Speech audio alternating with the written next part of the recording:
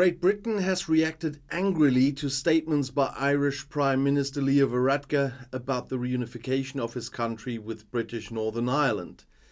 This statement was not helpful and caused unrest among supporters of the union with Great Britain, said Northern Ireland Minister Chris Heaton-Harris on Monday in Belfast. There he met with Varadkar and EU Commission Vice President Maroš Šefčovič to officially launch a funding program for the former Civil War region and neighbouring Irish counties. The Conservative Irish head of government emphasised a few days ago, "I believe we are on the way to unification. I believe there will be a united Ireland in my lifetime." And in Belfast, Varadkar defended himself. Apparently, it is never the right time for the topic. That's why I asked, when is the right time? Varadkar urged people to listen more to the concerns of those opposed to reunification. We in the South need to talk a lot more about what we would do to make sure they feel included and wanted, that they stand up for a united Ireland and not against it, he said. Northern Ireland has endured a long civil war. At that time, predominantly Catholics who wanted Northern Ireland to be united with the Republic of Ireland fought against mostly Protestant supporters of the union with Great Britain, but also the police and the British military. Catholics now make up the largest population group, though. Unification by referendum, as envisaged in the Good Friday Agreement of 1998, therefore seems possible in the medium term. And the peace funding program I talked about, worth 1.14 billion euros, which is largely financed by Great Britain, is intended to promote projects for peace and prosperity. Peace Plus was announced a long time ago and is designed for the years 21 to 27. Opinion polls last month showed Sinn Féin, the party making the most strident calls for Irish unity, increasing its lead over Varadkar's Fine Gael and its coalition partner Fianna Fáil. And Sinn Féin support is at 34% compared with Fine Gael's 19% and Fianna Fáil's 18%. Irish election must be held by March 25, but there has been speculation a snap election could be held as early as this year. And Gavin Robinson, the deputy leader of the Democratic Unionist Party, said about all this, "Leo Varadkar's optimism about a united Ireland in the past has had an all too close correlation with opinion poll results. Playing up Republican credentials hasn't worked before, and it's unlikely to work now." Well, Northern Ireland celebrated its centenary in 2021, and it's now 25 years since the Good Friday Agreement ended the Troubles. The peace deal states that the Secretary of State for Northern Ireland should call a border poll if it appears likely a majority would be in favour of reunification. The Irish government would also have to hold a border poll in the Republic. There have been predictions that a united Ireland is just around the corner virtually since the moment Northern Ireland was established, said Robinson.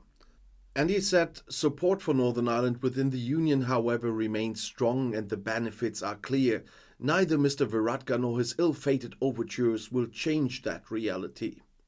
Well, polls show a majority of people in Northern Ireland would vote to remain part of the UK if there was a referendum now, while most people in the Republic would back reunification. But Ireland's recent strong economic performance and the DUP's almost 19-month boycott of Stormont over the Brexit treaty, which involves an Irish sea border, have increased calls for Irish unity. In the Brexit referendum, 55.8% of people in Northern Ireland voted to remain, and reunification with Ireland would mean the 6 counties would rejoin the EU. In September last year, a census showed, as I said, that Catholics who traditionally favor unity outnumbered Protestants who are traditionally unionist for the first time in the 1.9 million strong region's history. Earlier this week, Wallace Thompson, a founding member of the DUP and close ally of the late Ian Paisley, told the Belfast Telegraph that there was an inevitability about Irish unity. And a UK government spokesman said Northern Ireland will remain part of the UK for as long as its people wish for it to be. We are absolutely clear that there is no basis to suggest that the majority of people in Northern Ireland wish to separate from the United Kingdom. Northern Ireland, its people and future generations have a bright and prosperous future within the UK. Well, at the same time, Taoiseach Varadkar has said he has appealed to the UK government to pause progressing further with its controversial legacy bill. Taoiseach Varadkar said the government hasn't made a decision yet on whether to take legal action against the UK and is awaiting advice from the Attorney General, which is due in a number of weeks. The Taoiseach was speaking in Belfast following a meeting with Secretary of State for Northern Ireland, Chris Heaton-Harris, when the other stuff came up. And Varadkar said, "We have once again appealed to the UK government to pause this. We don't think it's the right thing to do. We haven't yet made a decision on whether or not we'll take an interstate case to Europe on such a big decision. It's not a small thing to do to take a neighboring state to court." And Mr. Varadkar said in his discussions with the UK Secretary of State, they talked about the lack of progress being made when it comes to establishing the executive and the assembly. He said, "We're very keen for that to happen, and I did say to the Secretary of State that there is going to come a point where we can't keep waiting and we have to start talking about alternative arrangements within the confines of the Good Friday Agreement." Taoiseach Varadkar said he will meet British Prime Minister Rishi Sunak in October, which will allow for discussions on a Plan B to restore power sharing. Mr. Heaton-Harris has said Taoiseach Varadkar had been making unhelpful comments that were impacting unionists in Northern Ireland when he said he believed he would see a united Ireland in his lifetime. The Taoiseach's got a lot of domestic politics on his plate, but occasionally unhelpful comments down in Dublin do resonate up here amongst the unionist community, and I need the clearest picture possible to get the executive up and running, he said. So now he wants to blame Varadkar for his DUP. Varadkar said it's not the first time he's expressed his view that he'd like to see a united Ireland in his lifetime. Every time I say it's not the right time, so I would often ask the question, when is the right time? Our Constitution, Articles 2 and 3, aspire to unity. It shouldn't be a surprise to anyone, said the Taoiseach. And Varadkar was asked if he favoured confederation as an interim step between the two jurisdictions on his island if a border poll were passed and unity endorsed. And he said, "I'm not going to talk about that today, but I might on another occasion." The good thing is the European Union will release more than €1 billion in funding to promote reconciliation in Northern Ireland. As the Financial Times newspaper reports, Irish Prime Minister, for my other views and Taoiseach for the Irish, and the EU Commission President, Vice President Maroš Šefčovič and Chris Heaton-Harris, the British Minister for Northern Ireland, did present the new €1.14 billion plan in Belfast, and they want to lead the way to support peace and reconciliation there. And the European Union has been a major financial supporter of the peace process in Northern Ireland since the early 1990s. The EU has provided funding for a variety of projects aimed at promoting peace, reconciliation, and cross-border cooperation between Northern Ireland and Ireland. The main EU funding instrument for the peace process in Northern Ireland is the Peace Programme. The Peace Programme is a cross-border cooperation program that provides funding for projects in Northern Ireland and the border counties of Ireland. The Peace Programme is funded as well by the European Regional Development Fund, the ERDF. In the 21 to 27 period, the EU will provide €235 million for the Peace Plus programme. The Peace Plus programme will build on the achievements of the previous peace programmes and focus on a number of areas. First, promoting reconciliation and understanding between communities, but also supporting economic development and social inclusion, and protecting the environment.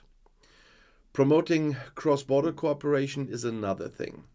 And the EU has also provided funding for other projects aimed at supporting the peace program in Northern Ireland. For example, there was the International Fund for Ireland, which provides grants to community groups and organizations working to promote peace and reconciliation. And the special EU programs body, the SEUPB, which manages funding for peace and reconciliation in Northern Ireland by the EU. The British-Irish Council, which is a forum for cooperation between the governments of the UK, Ireland, and the devolved governments of Scotland, Wales, and Northern Ireland, is another point. The EU's financing for the peace program in Northern Ireland has been a significant factor in the success of the peace program. The EU's funding has helped to create a more positive and inclusive environment in Northern Ireland, and it has supported the development of cross-border cooperation between Northern Ireland and Ireland, which they even want to strengthen now. In addition to the peace program, the EU also provides further funding for other peace-building initiatives in Ireland. For example, the EU supports the work of the Community Foundation for Northern Ireland, which provides grants to community groups working on a range of issues, including peace and reconciliation. The EU also supports the work of the Corrymeela community, which is a peace and reconciliation centre in Northern Ireland. The EU's commitment to supporting peace building in Ireland is a reflection of its belief that peace and reconciliation are essential for the long-term stability and prosperity of the island. Of course, some of these fundings that went directly to parts in the UK are not happening anymore after Brexit, because with Brexit, the UK itself was not part of the EU anymore, and the EU budget and all the projects that were funded from the EU budget in the UK, of course, will not be funded in the future. But via Ireland, the EU has a lot of ways to still finance funding for the peace progress between Ireland and Northern Ireland. And okay, that was not put very, very wisely. There's no struggle between Ireland and Northern Ireland, but the pro-Irish and pro-UK groups in Northern Ireland. But with all the cross-border cooperation, so there are still ways. And once again, it's always complicated, because the correct title for Leo Varadkar at the moment is Taioseach, but my viewers from a lot of other countries in the world will not understand it. So that's why over and over again I also start always with the term Prime Minister, because that is his position de facto, even if it's not his name or a title. And so I hope this combination with starting with Prime Minister and in the end using the title Taioseach works for my Irish viewers, because I know you're a bit sensitive there, but it's necessary for people in several other countries to understand what I'm talking about. And I'll see you in my next video. I'll be back.